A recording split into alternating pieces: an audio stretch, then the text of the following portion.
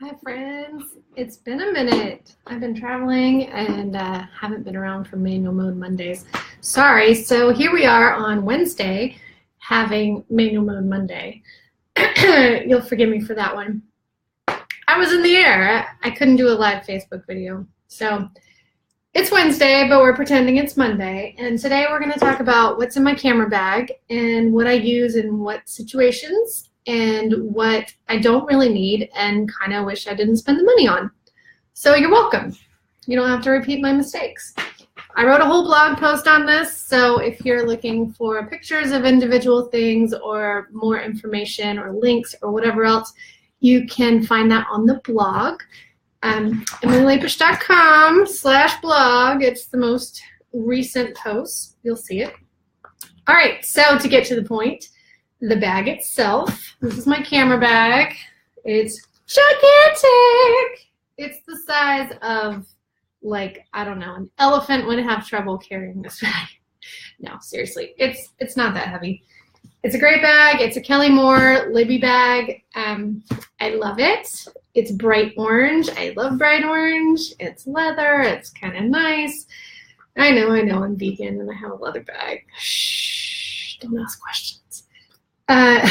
For 10 years, I carried around this gigantic Canon backpack that was so frayed and so worn. It was a mess. I did not look like a legit photographer with this bag, but it was useful and I loved it, and it was great for just like dropping in a field when I was shooting in the middle of nowhere and I didn't have to worry about it. Yeah, it was a great bag. Finally bit the dust, bought myself this fancy one. Now I look legit. All right, so down to what's in it. It has this main pocket here on the top. Giant. It also has tons of, what do you call them? Dividers that are removable on the inside. They're all Velcro.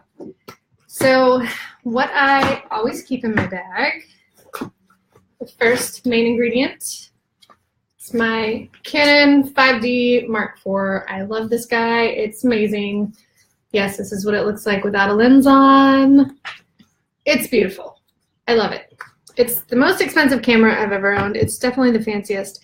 But as I said in my blog post, honestly, I could shoot pretty much any of the images I take on a daily basis with any of the cameras that I've owned, even my starter camera. It was an ancient Pentax. My starter camera in film was a Pentax. And when I switched to digital, it was a Pentax. Good stuff. Yeah, so it's not the camera that makes a photographer. You've probably heard photographers whine about people saying, oh, you must have such a nice camera. You take good pictures. And you're like, yeah, I had nothing to do with it. Yeah, so like, you're a great chef. You must have a great oven. It's not like that. So as I was saying, yes, it is an expensive camera. Yes, it's a fancy one, but no, I don't actually need it to be a photographer, a professional, but I love it. And it makes my job easier. All right, so straps. This is the most important strap I own. It is like a $10 strap that I got off of Amazon a million years ago. In my line of work, I'm not a wedding photographer, so I'm not on my feet for 12 hours a day holding onto the camera. So this strap works for me. If I were to shoot a wedding with it, my hand would probably fall off by the end of the day from holding it. But like for a 90-minute session in home, it's not a big deal, and it makes me feel much more at ease when I'm taking pictures of kids or, you know, newborns and standing over them. If something were to happen, like if I lost my grip, it's not going anywhere. It's staying right here. So yeah, I love this strap. I have it on all my cameras.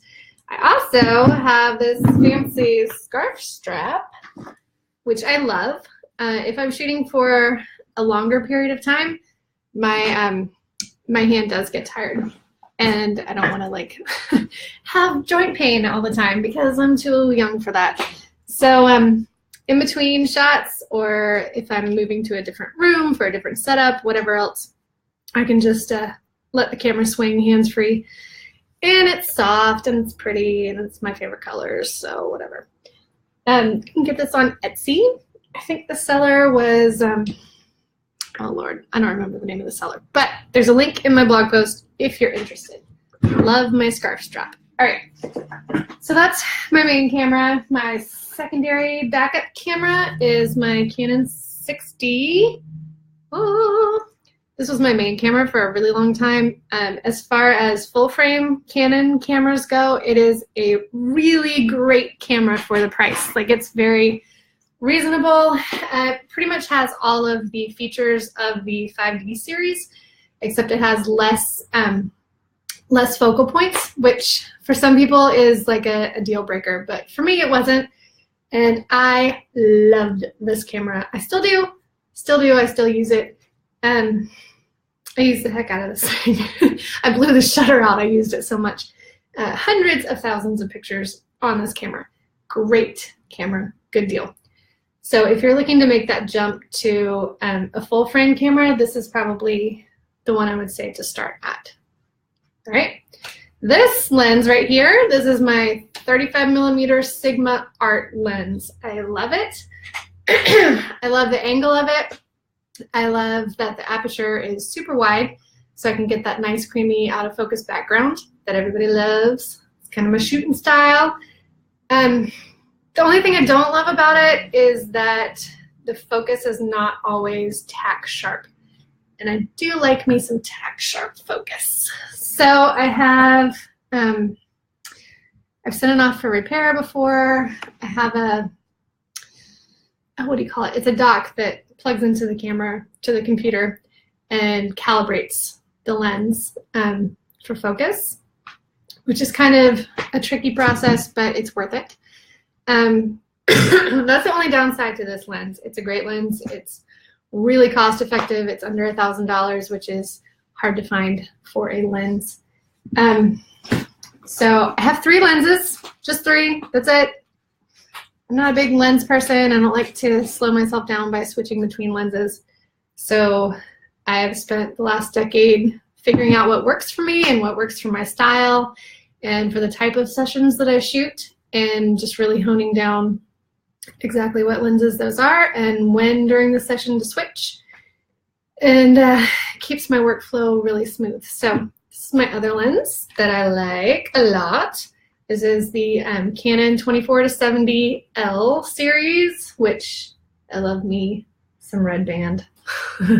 If you're a Canon user, you know that means it's an L series lens, which is their top of the line glass series. Lenses are expensive, guys. There's no way around it, but you get what you pay for. As I said in my blog post, if you are going to allocate funds, large chunks of money for camera gear, do not spend it on a camera body. Really, like, a new one comes out every year. They upgrade everything. It's totally different. And like I said, you can shoot the same images on a really basic camera as you can on a super fancy, expensive camera. For the most part. For the most part. There are some capabilities you might need at a higher price point. But honestly, it's like an iPhone. Like, a new one comes out every minute and a half, and you just can't spend like all that cash every time a new one comes out. So allocate your funds toward lenses, because glass does not go out of style. Good glass is expensive, but it is worth its weight in gold. You'll be using it forever. I have had this lens for so long, I don't even remember. And I bought it secondhand from Alicia White. Hey, Alicia, if you're watching. I love this guy. I know you didn't like it so much, but it is my favorite. We're simpatico. All right, so that's lens number 2. Lens number 3, I'm going to contradict myself a little bit because I just said it's worth the money to spend on expensive glass and you get what you pay for. This guy was my first Canon purchase in 2010 when I made the switch to Canon from Pentax. It is a $300 lens, you guys, and I've used the crap out of it since 2010. I have dropped it on sidewalks. I have smashed it up against walls. Not on purpose. I'm just a clumsy girl. That's just the way it is. It survives everything. I even have the original lens cap that has a major ding on the side of it, and it still works. I can still take it off and put it back on again. This is great for free lensing. If you've heard of free lensing, super awesome effects you can get with that. This is totally off topic. You probably don't even want to hear about this. Free lensing is when you don't attach the lens to the camera and you just look through and you kind of find where your focus is. It's super arty and kind of out of focus with like a tiny dot of focus. It's really pretty. Love me some free lensing. This is a good one to start with if you're going to do any free lensing in your work, because it's inexpensive and it's small and lightweight, so it's easy to hold. Your hand's gonna get really tired if you're trying to like free lens with this guy. So, right, it is a 50 millimeter lens, which is also sometimes referred to as a standard lens, because on a full frame camera, a 50 millimeter lens is equivalent to the way your eye sees. So it's not zoomed in any farther than your eye would be. It's not zoomed out any farther. It's exactly what your eye sees, just with the frame of the camera around it. Small lens, it's great. It also stops down to a 1.4 aperture, which is only 0.2 off from the Canon L version of this lens, which is $1,000 more than this one. So that 0.2 in aperture does not make $1,000 difference to me. I love this, and I don't stress about getting it hurt dropping it on sidewalks because it's so cheap and it lasts forever. All right, so these are my lenses, 3 lenses. That's it. They all fit in my bag. All right, so also my bag has space for my computer, which I can't show you in the bag because I'm recording on it, but it just slides in right there. Super easy. It is like a Mary Poppins bag, you guys. Seriously, like I can put like down to my elbow in this bag and just keep pulling things out. So it's got all these pockets in the front. I promise you I'm not trying to sell you a Kelly Moore bag. I just really love this bag. I do not get compensated in any way, but Kelly Moore, if you're watching, hook a sister up. All right, so there's this big pocket in the front. I usually stash my bullet journal in here, some pens, whatever else. You got these 2 pockets here. In this one, I have my memory card holders, which I will show you in a second. 2 of them there. In this one, I usually keep some backup batteries. And then you've got this big pocket in the back. If you had an iPad or whatever else, it would fit really beautifully in here. I don't really see the point of iPads. That's a whole nother soapbox. I don't own one, whatever. All right, so this guy, memory card case, for my SD cards, which my main camera has the dual slots, so it takes the SD and the CF. So I have some of both. CF cards, la la la. All right, they both fit in there beautifully, easy to get in and out. And that is it. That is all my essential equipment.